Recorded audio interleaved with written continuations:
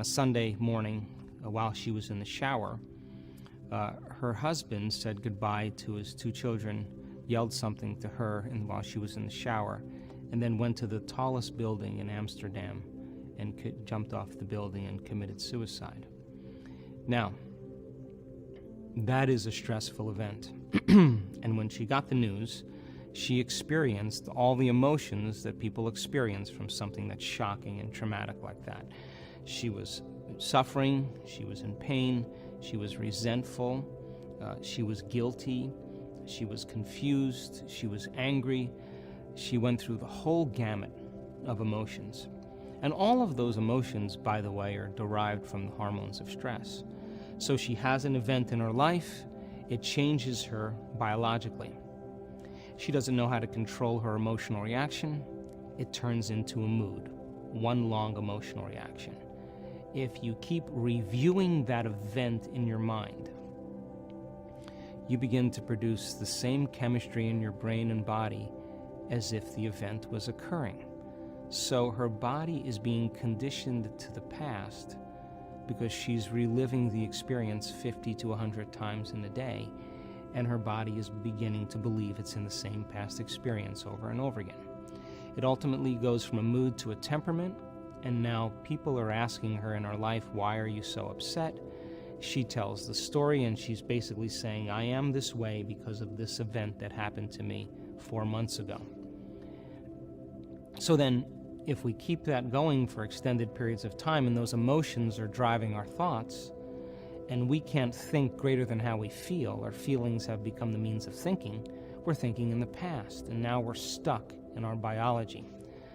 So one day she wakes up, and she's completely paralyzed from her waist down. And she can't get out of bed, so they rush her to the hospital, they do MRIs, they do all the tests.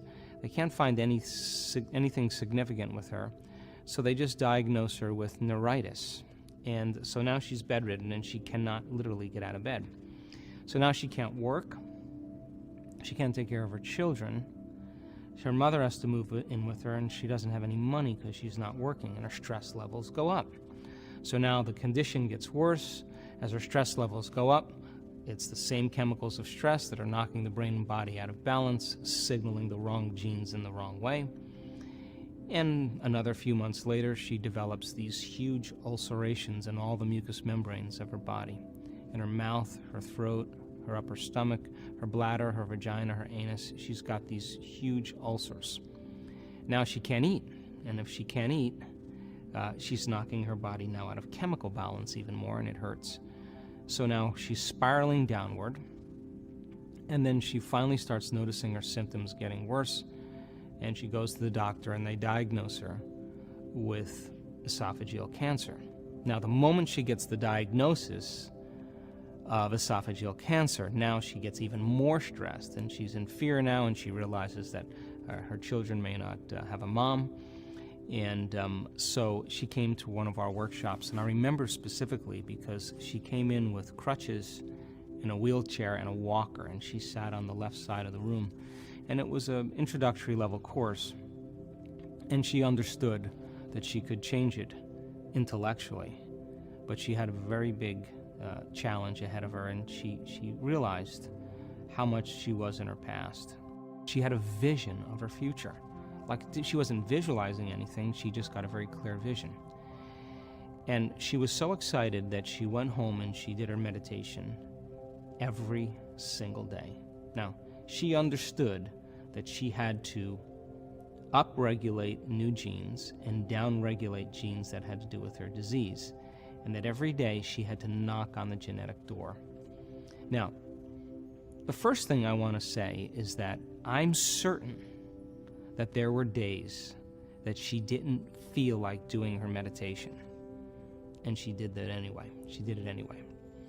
There were days where she had a tremendous amount of doubt, and she didn't think it was possible, but she did her meditations every single day. And as she began to do her meditations every single day, she started to notice significant changes in her health. Well, she stood on the stage in front of that audience, and she said, I just came from my doctor last week. I have no evidence of esophageal cancer. I have no ulcerations in any of the mucous membranes of my body, except a small scar in the back of my throat. I have no paralysis, no numbness, no loss of motor function, and I have a new husband. And I said, new personality, new personal reality. The disease exists in the old personality. You're literally someone else. And I said, when you look back at that event that took place in your past, how do you feel? And she said, it was my greatest teacher. And I said, do you have any emotion when you think about that event? And she said, no. And I said, the memory without the emotional charge is called wisdom. And that's the name of the game here. You're ready for a new life.